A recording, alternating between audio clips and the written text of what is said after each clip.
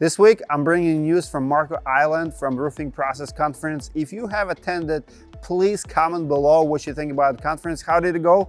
How did we do? I read all of my comments and I do appreciate your feedback. This week on the roofing news. First and second news this week is about major contractor and major supplier could be up for sale. We got the details on potential deals. An overtime rule was blocked. Is it good or bad for the roofing industry? If you missed the Roofing Process Conference, I'll show you what you have missed.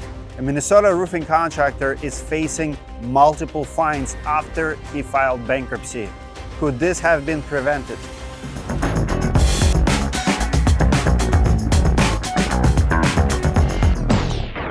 This video would not be possible without support from estimate experts. It's no secret that contractors hate dealing with paperwork, and that's where estimate experts comes in. They'll keep you out of the office and in the field doing what you do best.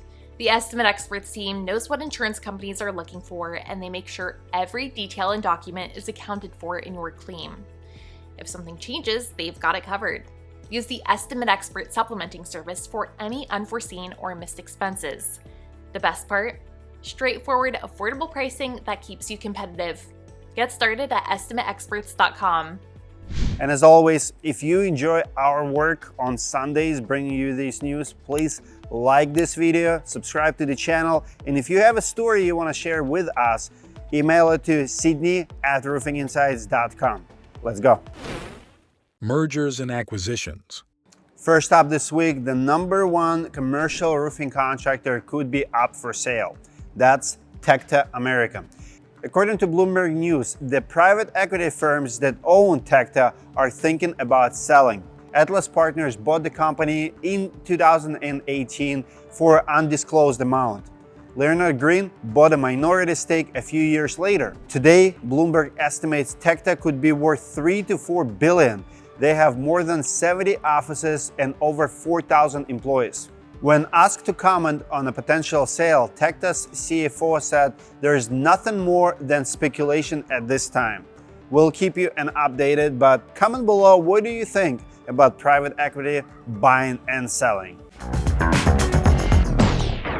Story number 2 is another potential massive sale. Beacon got an unsolicited buyout offer a couple of weeks ago. According to the Wall Street Journal, a startup building products distributor named QXO. How do you even say that name? QXO, horrible name. QXO made the offer. I think it's a horrible name and they should rebrand it. If you guys need help rebranding that name, because I can't even pronounce it, reach out. I'll come up with a killer name for your business. We don't know the exact number, but Beacon's estimated value is $6.2 billion. Its share price increased 14% this year alone. After news of the offer, it shot up again. As for QXO, they are a brand new player. The company formed a year ago and has raised at least $5 billion in equity.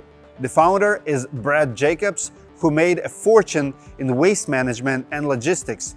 He has overseen over 500 mergers and acquisitions and plans to build the platform into a $50 billion company. According to the Wall Street Journal, Beacon and QXO are in talks. A deal could come by the end of 2024. That said, there are no guarantees. Rules and regulations. Next one is a story that could be good or bad, depends on where you fell in overtime debate. The Department of Labor made a new rule that expanded overtime benefits for non-exempt or not salaried employees. Anyone making around $43,000 or less could qualify for overtime pay starting last summer. In January 2025, the limit has supposed to go up again. Anyone is making $58,000 or less could qualify for overtime, but that's not happening anymore. Business groups in Texas decided to fight the rule in court. One of them was Associated Builders and Contractors, or ABC. They argued the rule would disrupt the construction industry and hurt small businesses. A judge in Texas agreed with them and blocked the rule. The Department of Labor could appeal, but with the Trump coming to the office, this probably would not happen. As it stands today, we're back to the status quo. Non-exempt workers making around $35,000 or less can qualify for overtime under the Fair Labor Standards Act. Of course, that does not include state laws. I want to hear your take. Comment below what you think. Will it affect your business? Where do you stand on the issue? We read all our comments and consider it mini survey on the issue. Good news. We're in Florida this week for the Roofing Process Conference. So far, it's been amazing. Check it out.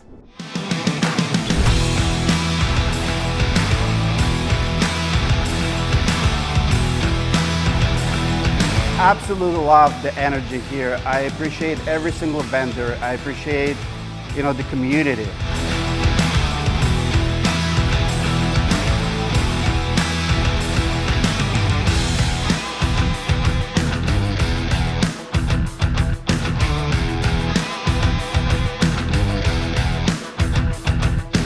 You have everything you need to be successful. You have great opportunity because you live in the greatest country on the planet Earth.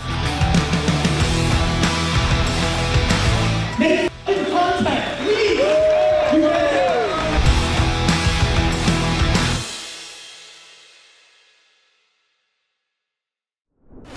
Fines, scams, and jail time.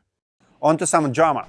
Two brothers in Florida have pled guilty to a multi-million-dollar fraud scheme. It's not their first time in trouble either. Since 2007, Travis and Tripp Slaughter have operated a roofing business in Jacksonville, first under the name Great White Construction, then under the name Florida Roofing Experts, and finally, the name was changed to 5 Star Roofing Services. As Great White Construction, OSHA records show the company received more than $2 million in safety fines. Now, Travis and Tripp Slaughter have pleaded guilty to conspiracy to commit mail and wire fraud and conspiracy to commit tax fraud. According to the federal government, their roofing company contracted with outside companies to prepare payroll, but the Slaughters told the companies their employees worked less hours and made less money than they actually did, resulting in $2.7 million in unpaid payroll taxes from 2017 to 2020. They also avoided paying $2.7 million in workers' compensation insurance coverage by underreporting payroll amounts. The government says the Slaughters underreported their personal incomes to the IRS as well, with Travis Slaughter avoiding paying $2.4 million in taxes over a 6-year period and Tripp Slaughter avoiding paying more than $260,000 over a 5-year period. In total, Travis Slaughter has agreed to pay back $12.6 million in restitution, and Tripp Slaughter has agreed to pay back nearly $1.6 million. That's a lot of millions. That's a lot of dollars. Both of the brothers could face up to 25 years in prison. The maximum sentence for tax fraud is 5 years, and the maximum sentence for mail and wire fraud is 20 years. I'm just in shock how many people in business think they can get away with multiple crimes on multiple levels for as long as they did. Don't play with the fire, you might get burned.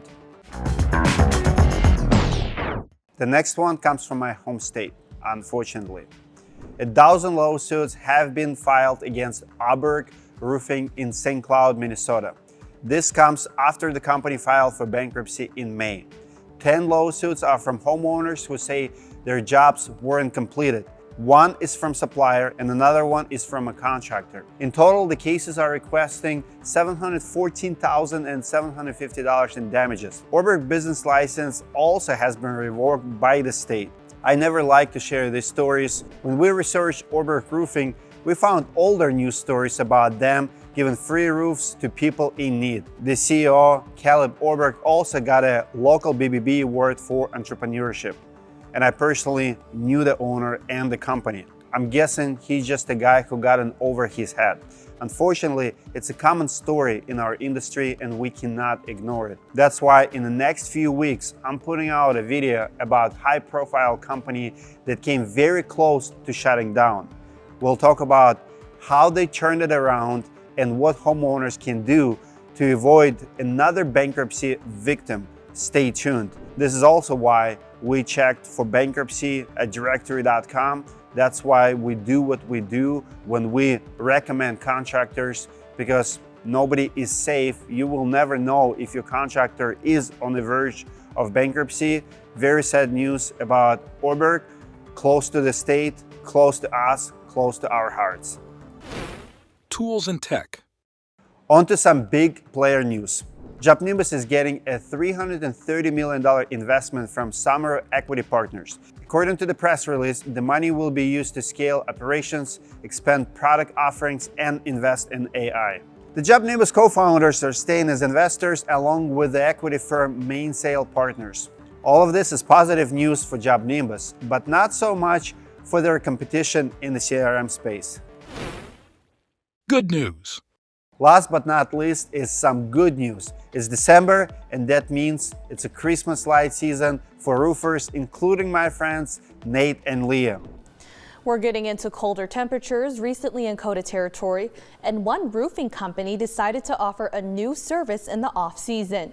Rapid City-based Yeti Roofing offers Christmas light installation and maintenance this time of year.